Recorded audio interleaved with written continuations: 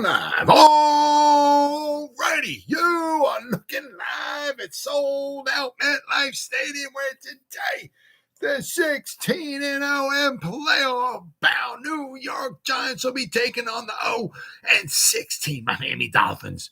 And why the Miami Dolphins 0-16? Because they suck. To the gridiron. That never gets old. Anybody out there at all that's going to spend a little bit of time with me here this evening, I greatly appreciate it. Thank you. Or if anybody's going to spend any time watching the replay this, once again, thank you so much from the bottom of my heart. It means so much to me. Thank you. I got to move the chair here for my buddy Randy. All right, Randy's here. Okay. We can continue. My dog's here. All right. I'm going to try to go about 30 minutes here tonight, shoot my mouth off for about 30 minutes. Anybody got anything to say, please feel free, fire away, throw in the chat box. You try to check on the chat box like every 5 or 10 minutes. So as I see something in there, I try to respond to as fast as I can. So please feel free, fire away. But plus also, instead of me just rambling on half an hour, 45 minutes, or whatever it might wind up being, it's just nice to talk to another Giant fan. So please feel free with all your comments, right? Before we get started, if anybody wants to help support my channel out, it would mean the absolute world to me. In the description box below, in the top link in the description box takes you to my membership page. I got 3 different membership levels. The first one's called the Saquon. Second one I got is called the Lawrence Tail. And the third one I got is called the Gridiron. Each one's got their own little perks to them. So if you want to help support my channel out, it would mean so much to me. And I thank you in advance. Thank you. If you are subscribed to my channel, thank you. I can use all the support I can get, guys. But if not, please go down below, hit the subscribe button, hit that bell icon. That way, next time I go live or I put a video out, you'll be notified. And it's free of charge. What do you got to lose, right? But if you are subscribed, thank you. And then finally, also in the description box below, there's 3 additional links. The top link takes you to my Facebook group. The second one is to my Twitter account. It's not X, it's not P, it's not Q, it's not R, it's what it's not whatever douche Elon wants to call it this week or month or year or whatever. To me, it's always Twitter. If you follow me, I'm going to follow you back. All right. The third link, I got a TikTok account, right? I put some videos in there. So if you want to check that out, it'd be fantastic. But the top one takes you to my Facebook group. We have over 6,800 members in the group. It's called the New York Giants of Gridiron. It's growing all the time. It's doing really, really well. Darn near almost 365. If I got internet access and I'm breathing, I'm putting stuff in that group every day. If you become a member, not only do I put stuff in there, but the members post stuff in there as well, too. So, between me and the members, there's a ton of stuff going in there. It's called the New York Giants of Gridiron. Fantastic group. Please become a member. All right, well, all that stuff said and done and out of the way with. Well, somewhere along the line, whether it works or not, it's just, somebody, was nice, read this, didn't have to, but it's nice to see that somebody trying. Now, remember in 2011, the Giants were, kind of going through some hard times, struggling or whatever it was, and Antrell Roll, right? We're so lucky we got that guy. Justin Tuck, some of the veterans, right? They stepped up and they started challenging guys and started picking everybody up and all. And that wound up being huge in the 2011 season. Well, who knows, right? Who knows? But apparently Nacho, after the loss, I'm going to read an article here. After the loss to the Seahawks, he kind of got up and said, something from the heart. Now, as I said once, is it we're doing a 360 and all of a sudden we're looking like the greatest team of all time? Are we going to go on this huge winning streak, or are we going to win 7 of our next 9 games? Who knows? But he tried. He's trying. And, what also was mentioned was that, what's going on now, reminds him an awful lot of something that happened earlier on in his career, right? So it's a veteran's point of view. It's, and especially because we got a lot of young guys on this team, and a lot of them aren't used to losing. You take some good, I mean, you look at the guys we got. A lot of these guys. I mean, Saquon, he's used to losing, being with the Giants. But I mean, a lot of these guys coming from some of their programs from college, they're not used to losing. I mean, Evan Neal's not used to getting toasted. He's coming from Roll Tide, right? Where they lose one game every 7 years or something. Some of these guys, so they're not used to this. So I mean. We got a young team, and Nacho's one of the veteran guys on the team, right? I mean, just for him to be able to stand up and just say some words, and apparently it was from the heart and all that, So we'll have to wait and see. So once again, is he going to turn the whole season around?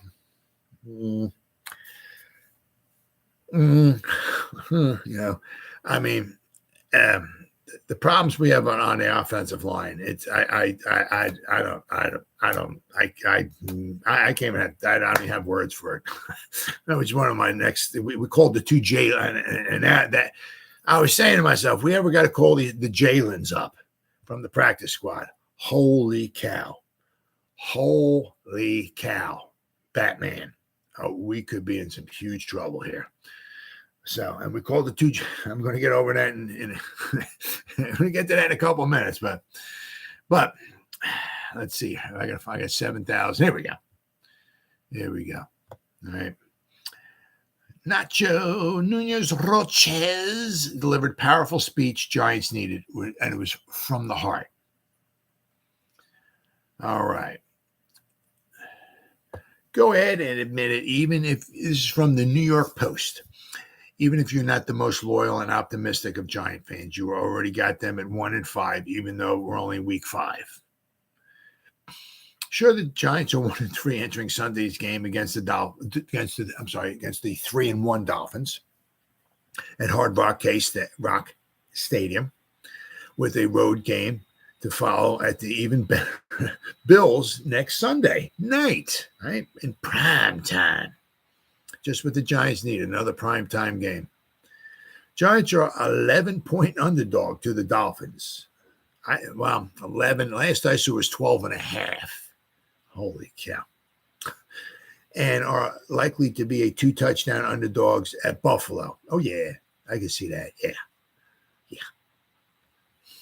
Inside the walls of the Giants locker room, the players steadfastly refuse to listen to those kinds of negative expectations, as dire as it may look to outsiders, observers who watched them lose 24-3 at home Monday night to the Seahawks and 40-0 to the Cowboys in the season and home opener. So basically, the Giants have played 2 home games, haven't scored a touchdown yet. They've only scored 3 points.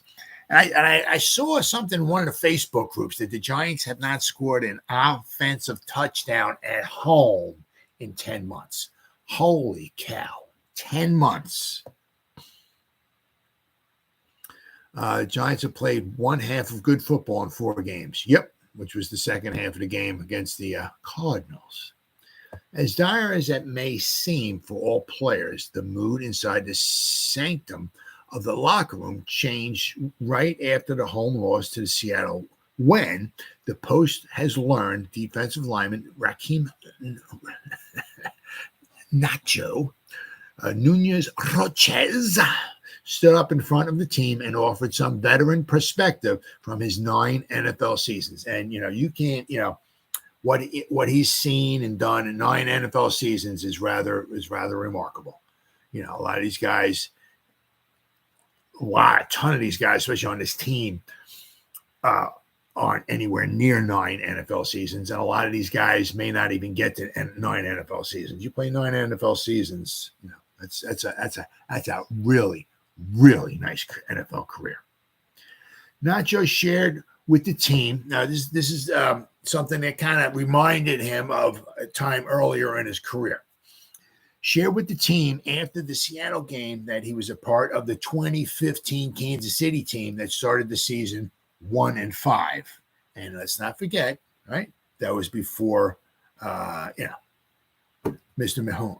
Mahomes, Patrick Mahomes was there, okay? And they ended up winning 10 straight games and went to the playoffs. Giants defensive lineman Leonard Williams told the Post. A small example like that gets the guys lets the guys know that we're still in it.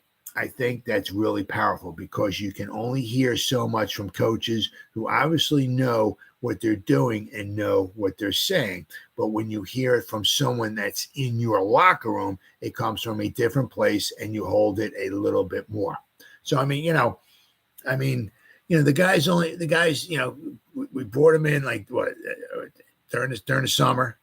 He's only played 4 games for the Giants. But for the guy to come up, stand up, from the heart, right after the loss, right, and bring it to all the other guys. He wasn't yelling or anything like that. He was just bringing something from the heart, right? Hey, you got to give the guys a lot of credit. He's trying, especially after 4 games. You got to give the man a lot of credit. And as I said, once again, is that going to turn things around? With the injury bugs the Giants have, oh my God.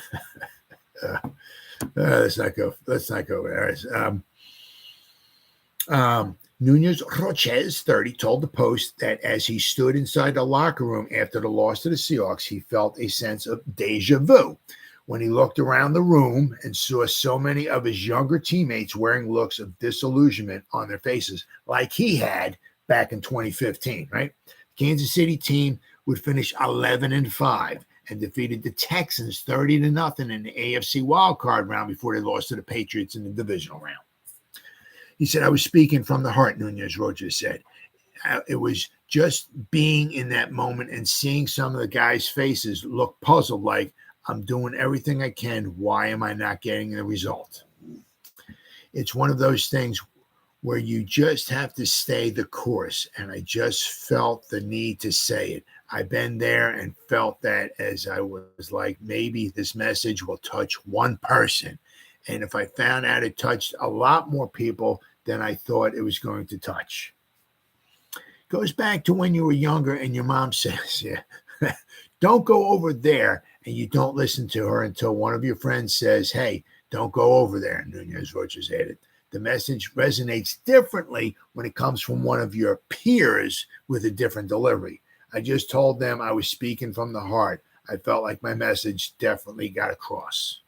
So, despite the feel-good 2022 season, which produced a playoff berth and even a postseason victory, the Giants were always going to be in for a challenging 2023. The schedule makers did them no favors. Who in the world did John Mara tick off? Yeah.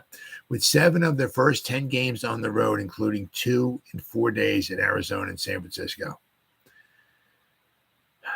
And add to that the loss of running back Saquon Barkley, Andrew Thomas, arguably their 2 best offensive players, to injuries, and that compounds the issues. And not even that. Now the whole offensive line there with Michael Schmitz and Bredesen was banged up, and of course now they got Lemieux.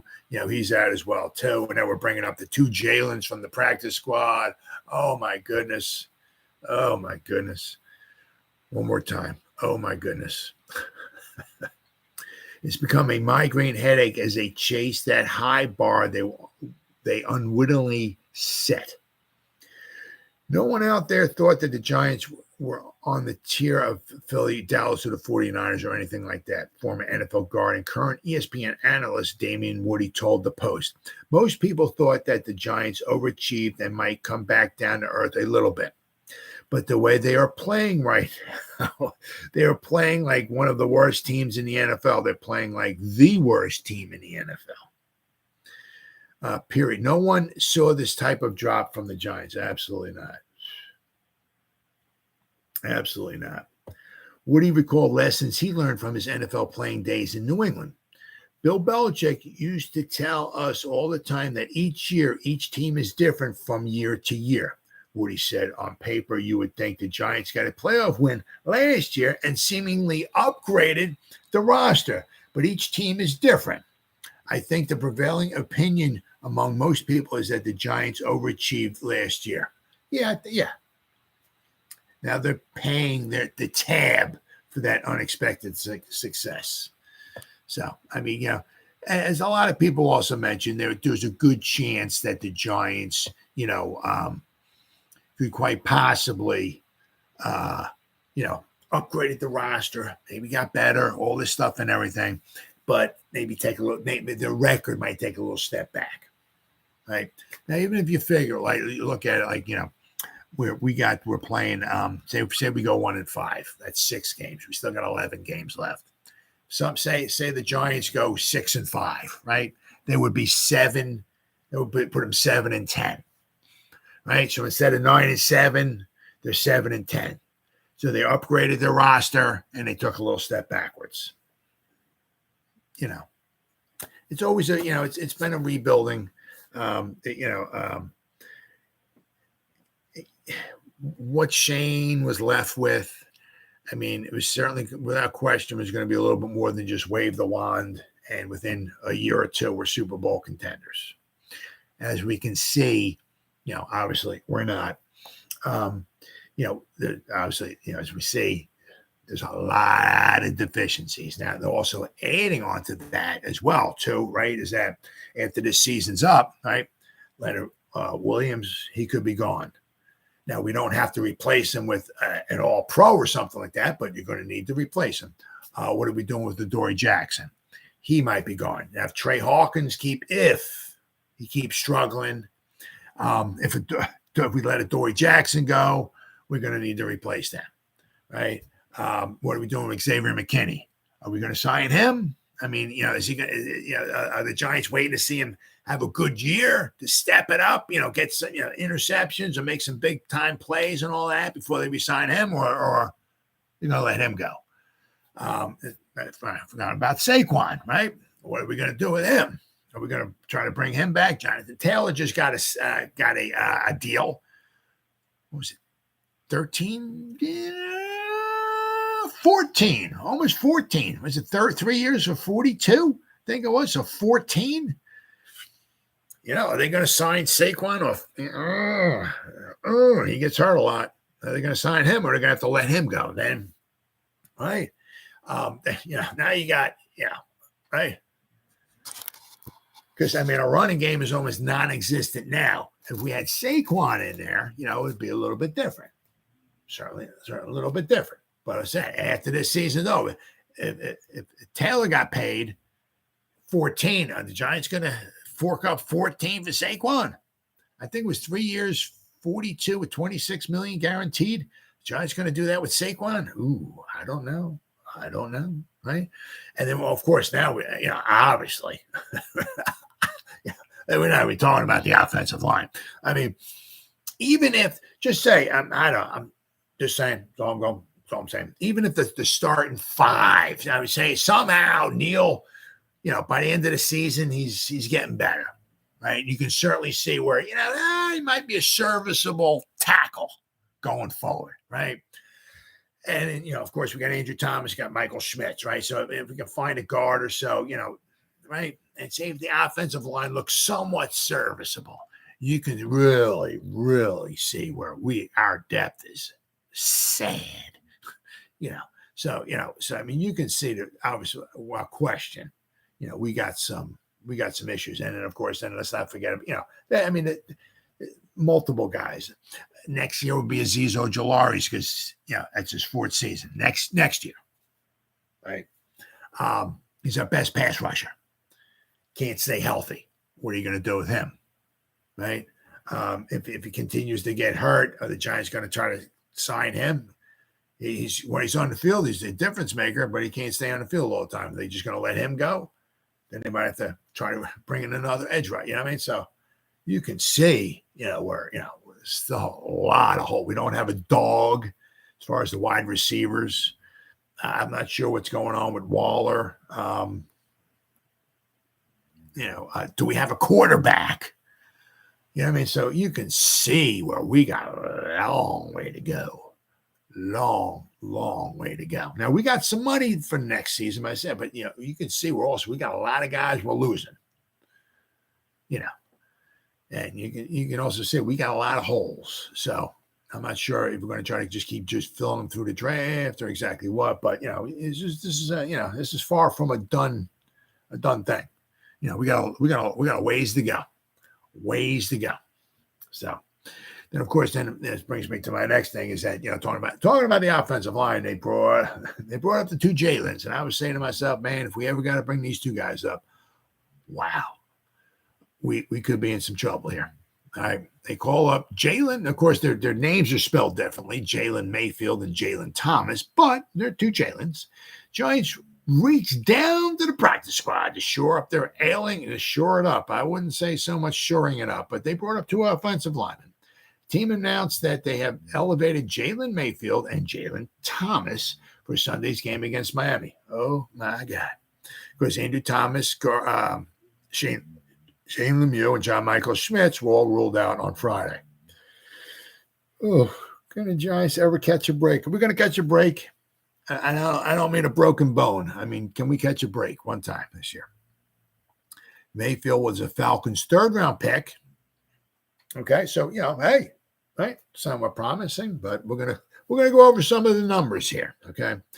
And he started all 16 games as a rookie before spending all 2022 season on the injury reserve.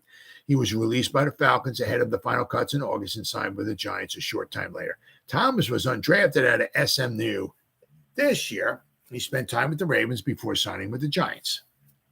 So let's go over some of their numbers, right? Let's go over, since we don't have, well, I got Thomas's college numbers, but let's go over Mayfield here. Oh my goodness. Let's look at Mayfield here. Good old Jalen Mayfield. All right, tackle. 6 foot, Michigan, right? 6'5", 320. Nice size, beautiful size. Okay, so he played one season, right, with Atlanta. All right, he played in 989 snaps. Let's see, weeks 1, 2, 3, 4, 5, 7, 8, 9, 10, 11, 12. So he played every week. Every week. So one thing you got to look at, he played last season. I'm sorry, 2 seasons ago. Last season was on injured reserve. So, but when he did play, he played in every game. He had one very nice game against Dallas. Somehow he graded out at a 90 against Dallas, at Dallas. He graded out at 90.6. Played in 54 snaps, and he graded out at 90. His run blocking was a 92.2. He must have been phenomenal. However, that's the good part, all right?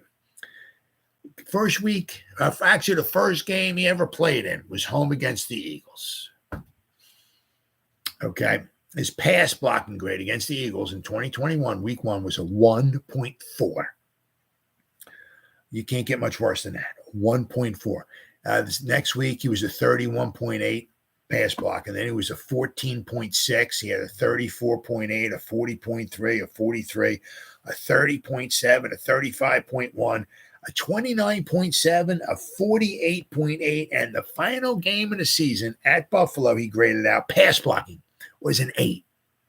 So 2 of his games, he graded out under a 10 pass blocking. Okay, and this is with Atlanta.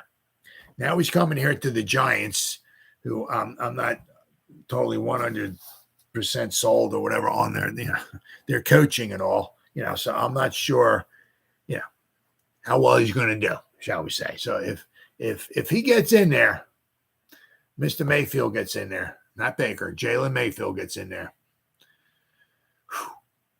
Now let's not forget, because Justin Pugh isn't ready. He's not going to be ready. So I hope maybe next Sunday against Buffalo, maybe he'll be ready. He'll be prepared, right? Because he's played guard and he's played tackle.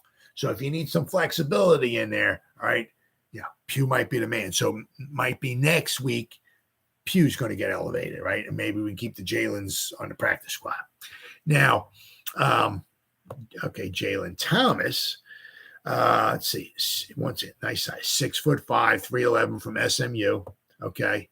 He got drafted this year, undrafted free agent. So, just, to be fair, right? He was undrafted. Okay. Now, does that mean that somebody who's undrafted, there's no way humanly possible an undrafted offensive lineman can possibly be a good offensive line? No, of course it doesn't mean that. Yeah, of course. Obviously not. But all right, in today's day and age, right, where they know how many reps you do with the bench, they know how you tie your shoe, they know how you comb your hair, they know what leg you put your pants on first, they know what your 40 time is, what your vertical, what this is, your 2 cone, your 9 cone, your 12 cone, your what you run forward, back. They know what you scored on your first alphabet test in kindergarten. They know when you picked your nose. They know all that stuff about people nowadays. And you're undrafted, and you're an offensive lineman. Things are stacked against your favor. They're stacked against you. And once again, does that mean he can't play? I mean, it can't be. No, absolutely not. But sometimes there's a reason why they're undrafted. Okay, and he was undrafted by another team, and they let him go. If he was, being a young stud that he is, and all this, that, maybe they try to maybe stash him on the practice squad, right? Maybe if their offensive line is so good, it's like, this guy, I don't know, we can see some potential with this guy. He's got, we may have to work with him a little bit, but I tell you what, this guy, I don't know. We might want to, I don't want to let him go. Maybe get him on a practice squad. Maybe we can keep him there, right? So we'll keep him, But, if he's undrafted, the Ravens brought him in and they let him go. And as an offensive lineman, too. There might be a reason why. Okay. So if he has to get in the game, may the Lord have mercy on our souls. That's what I say. I mean, I'll tell you what. I mean, if you want to do a nightmare scenario, right? You get the 2 Jaylens in there at the same time. If you thought it might have been bad now, right? With Lemieux and Glowinski and all these other turnstiles we got in there. If you want to just envision a nightmare scenario, right? Something that's worse than Nightmare on Elm Street, something worse than Jason and Dracula and Frankenstein, something just worse than that, some horrible scenario, right? You get the 2 Jaylens in there at the same time. You thought Daniel Jones didn't have any time against Seattle or 49ers of Dallas. Whew. Whew. Boy, things can get really ugly. Really, really ugly. The one nice thing is the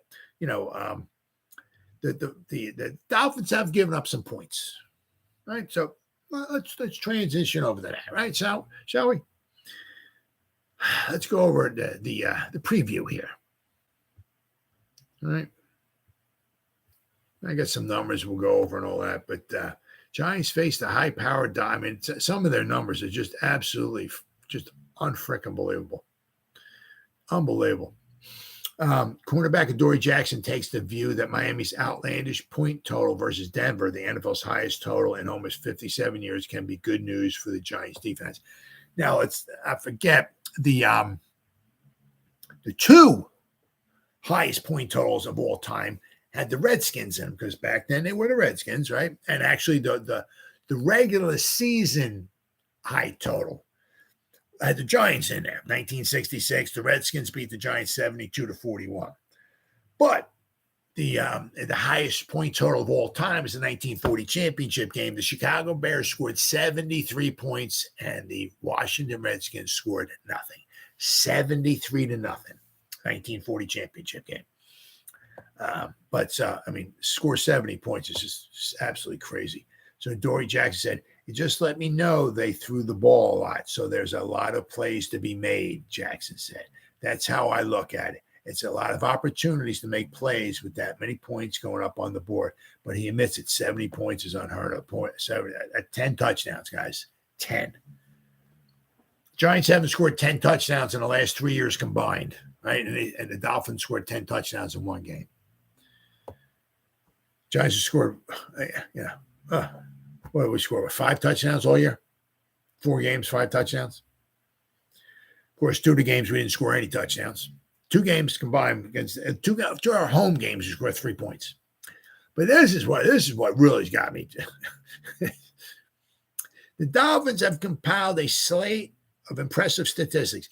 Their 2,044 total yards of offense are the most ever to a team's first 4 games of the season. Now, put that in comparison. The Giants as a team have 1,008 yards.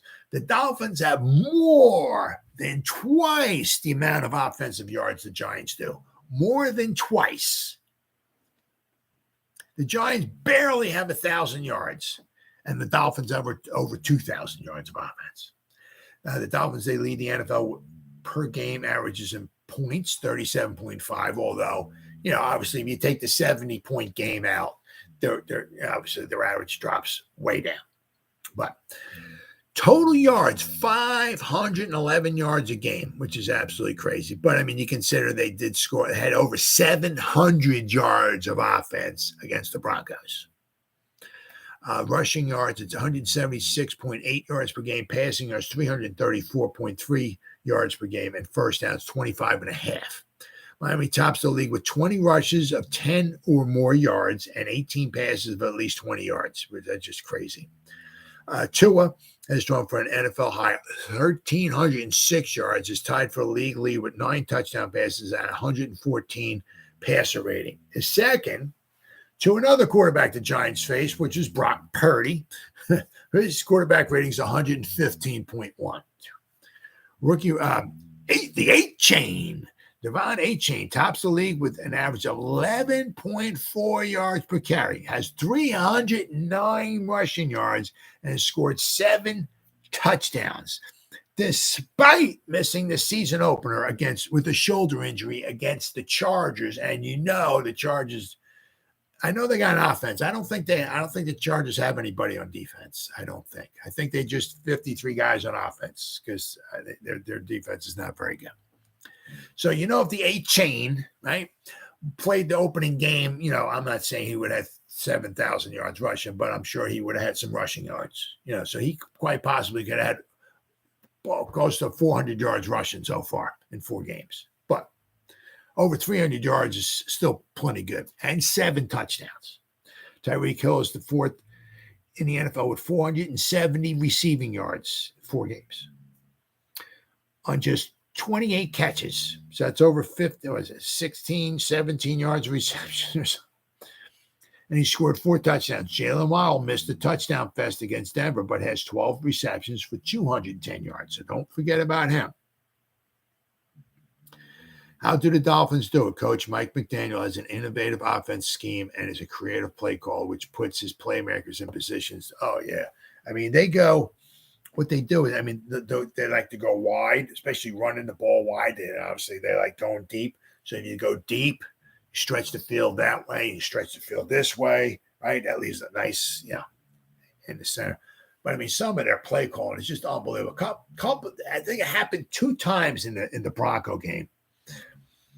There's Tua gets the ball, right? He'll get the ball from center. He turns around, right? And I think it might have been A-Chain. He gets the ball. He fakes it to A-Chain. A-Chain runs like he has the ball. And he runs up to the line of scrimmage, and he stands right behind the center. So A-Chain gets fakes it, right? Runs up to the line of scrimmage, and he turns around. He's looking at Tua. So Tua fakes it to him, and he got a guy coming in motion this way. He's faking it this way. Tua's doing this, and this, and all of a sudden he does like a Michael.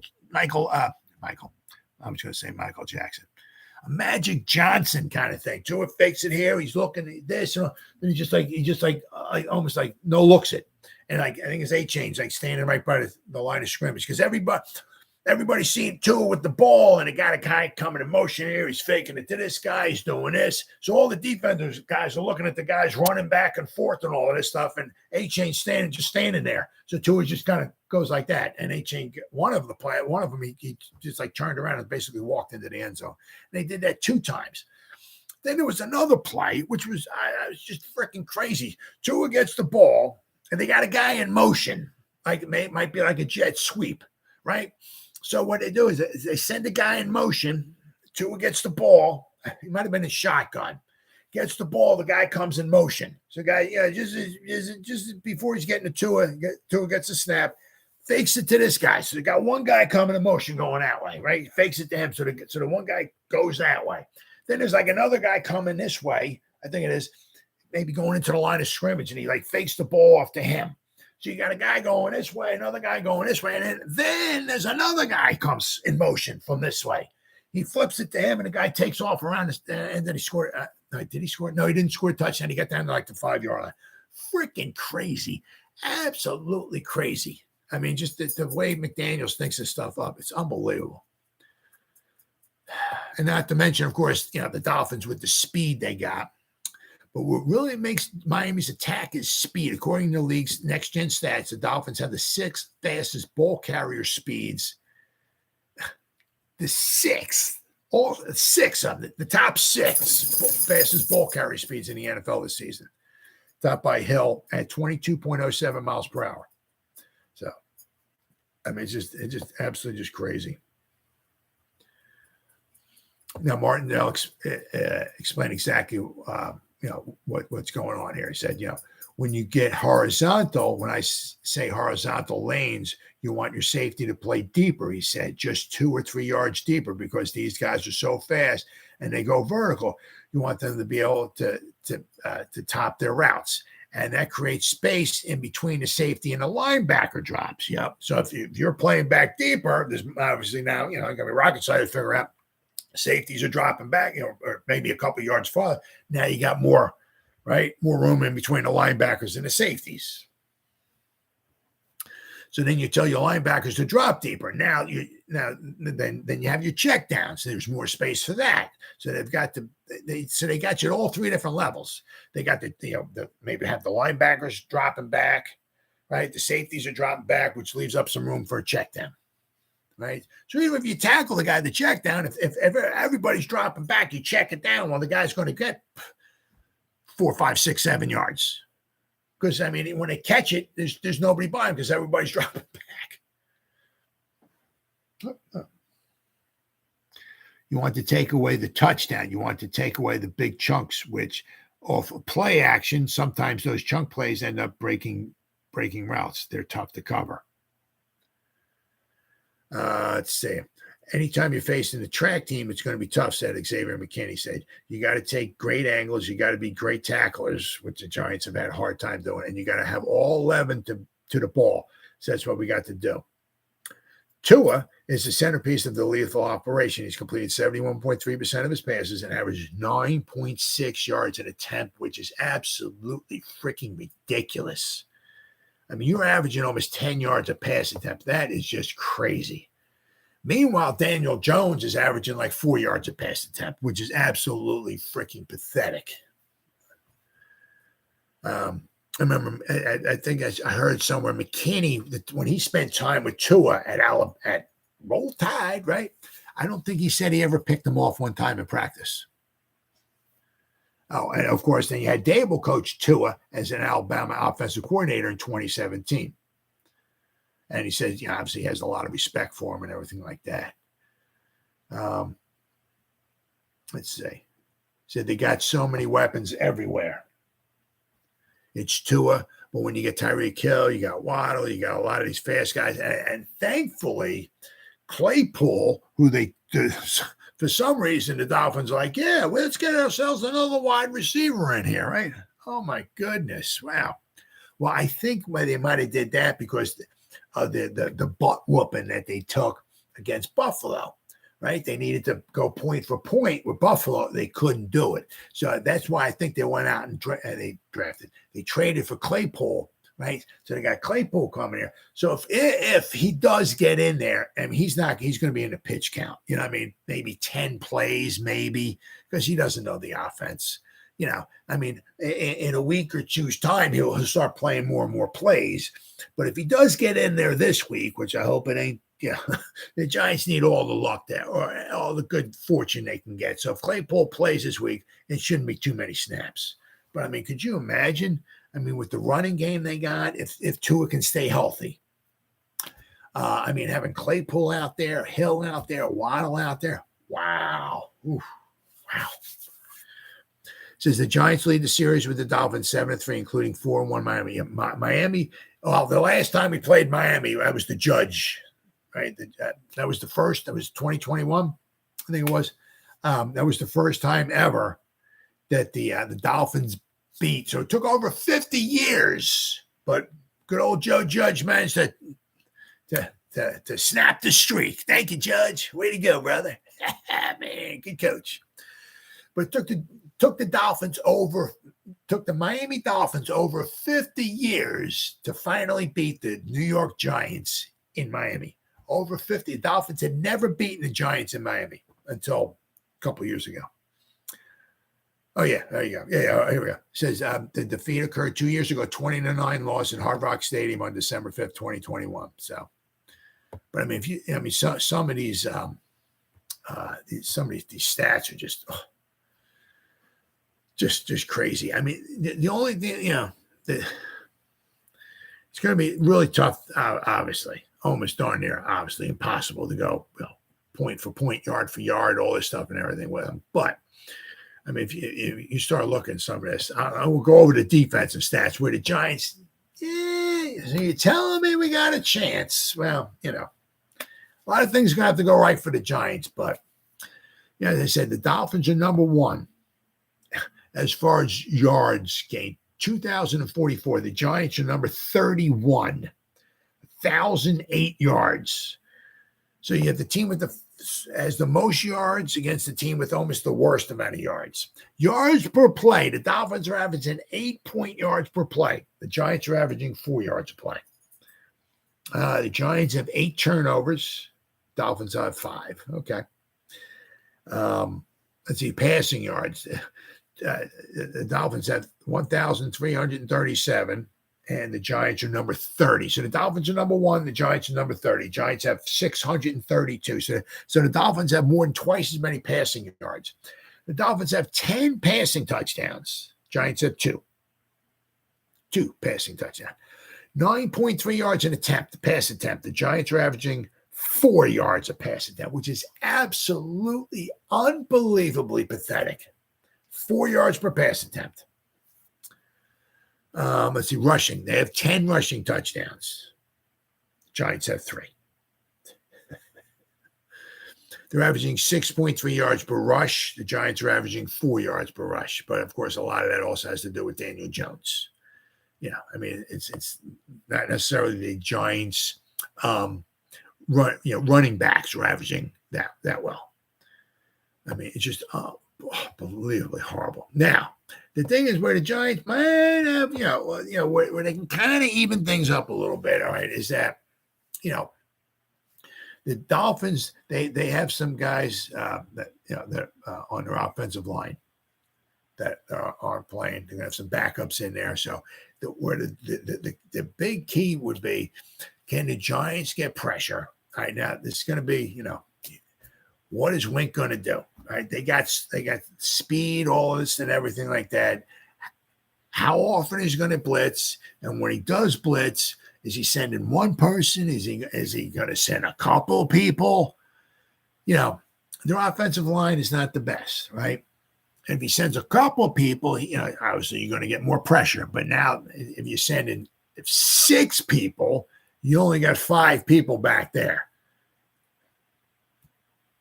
Good luck and God bless, brother. Trying to, with 5 guys, and if you send one guy, you still, you got 6 people back there. Still not obviously ideal. You're gonna have a lot of one-on-one coverage. Can the Giants get home with 4 guys? But we know that's not Wink. Wink doesn't like to do that. But I mean, if the Giants have an advantage in this game, right, it would be their defensive front going up against their offensive line. Azeez, because was it Armstead, right? He's not going to be there, right? So the Giants have an advantage coming off the edge. Can they get some pressure off the edge? Can Dexter Lawrence push the pocket, right? Get some pressure in there.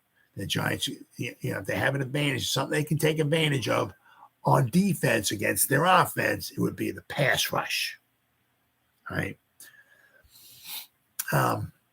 Which also might, quite possibly, I mean, if they have a couple backups in there, might hurt their running game as well, too. But, we'll have to wait and see.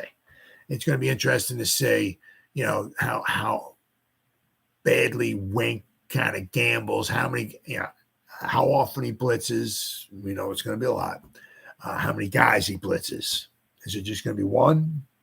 And if he does, we have to, limit the damage, right? You don't want somebody going 75 yards for a touchdown, right? That's where missed tackles are going to wind up being huge. If the Giants wind up missing a bunch of tackles, it could be a long, long day. But as I said, if the Giants had, if any a little bit of an equalizer here, okay? Let's see here. All right, defense. The Dolphins have given up almost 1,500 yards of offense on defense, okay? The Giants have only given up 1,366. So the Dolphins, as much as the Giants defense has been on the field because our offense doesn't go anywhere, right? Our defense has only given up 1,366 yards, 5.6 yards per play. The Dolphins have given up 5.7 yards per play. So the Dolphins given up just as many yards, just as many yards per play as the Giants do. And if anything, the Dolphins have actually given up more yards on defense. So, I mean, their defense is not super spectacular. All right, now let's see here. We got passing yards.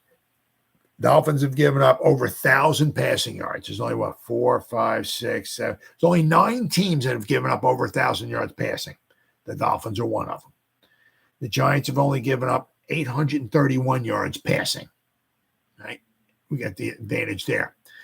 The problem is the Giants, of course, have no interceptions. The Dolphins only have 2. Okay.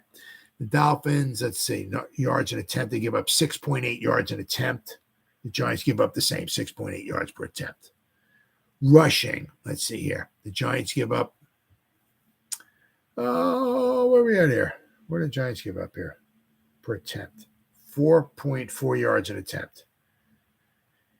That's super spectacular. Let's see, what did the Dolphins give up here? Dolphins give up 4.3. So the Dolphins basically give up the same amount of yards. They both give up about the same amount of yards. So, I mean, if anything, the Dolphins defense is not super spectacular, right? They've given up points. They gave up, what did they, let's see here. There we go. Let's see if we can, I know they gave up, obviously, it was 48 points in week 1. They gave up, there we go. They gave up 34 points to the Chargers. Then they had the low scoring close game. They gave up 17 points to the Patriots. Then they gave up 20 points to the Broncos. And then they gave up 48 points. Right. So, I mean, they've given up over 400 yards 2 times, 2 out of 4 games. They've given up over 400 yards. So, I mean, yeah, their defense is not, really super spectacular. Now, do I think the Giants are going to be able to walk up and down? Absolutely not. Of course not. Without Saquon in there, without Andrew Thomas, without Michael Schmitz, I really don't know what they're going to do. I mean, I don't know. They're going to try to get the ball out of Daniel Jones faster. They're going to try to max protect and try to get some of the guys down the field and try to throw the ball deep. But, I mean, the Dolphins' defense can be moved on, right? And, so that's on the offensive side. We got some receivers. Can we get Daniel Jones enough time to spot the open receiver? Is Daniel Jones going to spot the open receiver instead of just waiting for one guy to run his route and just stare at him and just stare him down, waiting for him to get, you know what I mean? So that you don't know. As I said, do I think the Giants are going to win? No. As I said, all I got is the evidence at hand. That's all that I have is that the Giants have been absolutely unbelievably pathetic. And the Dolphins have been pretty doggone good. The Dolphins give up some points, but they score some points. So, I'll just, and the last I saw it was like a 12.5 point favorites. They were the Dolphins. So, I mean, do I want the Giants to win? Of course. Do I want the Giants to win 31-0? Of course, absolutely. But I'll just say, I'll be nice. I'll say 27-20. Somehow the Giants are going to score 20 points. So I don't see them, shutting down the Dolphins. I don't see us holding the Dolphins under 20 points. The Dolphins, they're just really, really looking good. And their skilled players are healthy. They have some issues, with the offensive line, as I said, which the Giants defense maybe can take advantage of. If we can get in there and, they say the Dolphins have the ball 10 times, just saying, during the game. Can we get a strip fumble?